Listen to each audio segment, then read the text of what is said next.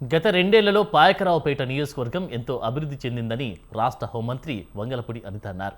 సుమారు 1,150 కోట్ల అభివృద్ధి సంక్షేమ కార్యక్రమాలు చేపట్టామని, 4 మండలాల్లో పంచాయతీరాజ్లో 871 పనులకు గాను 118 కోట్లు మంజూరయ్యాయని పేర్కొన్నారు.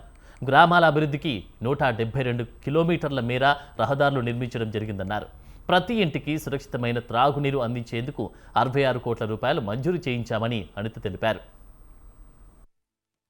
2024 వరకు ఉన్న రాక్షస పరిపాలనకి చర్మగీతం పాడి 2024 జూన్ 4వ తారీఖున నిజంగా చెప్పాలంటే రాష్ట్రం అంతా కూడా పండగ వాతావరణం నెలకొని సుమారు ఎన్డీఏ కూటమిని 164 సీట్లతో ఆంధ్రప్రదేశ్ రాష్ట్ర ప్రజలు, ఆంధ్రప్రదేశ్ రాష్ట్ర ఓటర్లు, ప్రపంచవ్యాప్తంగా ఉన్న ఓటర్లు కూడా ఇక్కడికి వచ్చి ఓట్లేసి ఎన్డీఏ కూటమికి ఏదైతే పట్టం కట్టారో ఈరోజు మొన్న జూన్ 4వ తారీఖు 2 సంవత్సరాలు పూర్తయింది.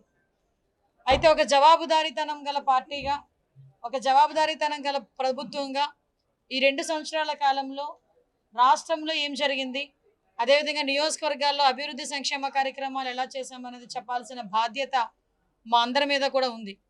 ఎందుకంటే 2024 ఎలక్షన్ అయిన తర్వాత, గెలిచిన తర్వాత, గవర్నమెంట్ ఫామ్ చేసిన తర్వాత మేమందరం కూడా ఒక్కొక్క డిపార్ట్మెంట్ వైజ్గా మేము వైట్ పేపర్స్ కూడా రిలీజ్ చేసాం.